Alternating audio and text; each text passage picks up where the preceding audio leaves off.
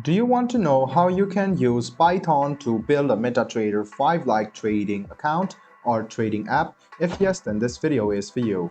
Hello and welcome to Financeable. It's your host back again with yet another interesting tutorial video. In this video, I'm going to teach you how you can create a MetaTrader 5 trading app using Python. So I will not exactly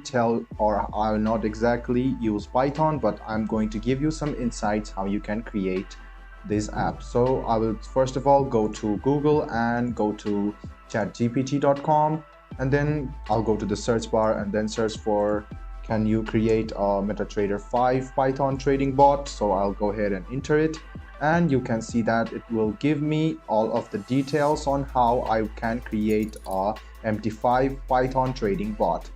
You can read all of this, and you can see that you can even copy the code and you can go to your Python app, paste the code over here, and if you scroll a bit down you can see the sample code has already been provided. It can be a long code because it's a very lengthy app, and a trading bot for MetaTrader can be a lengthy one. So if you go ahead and read this, you can easily create an application for that.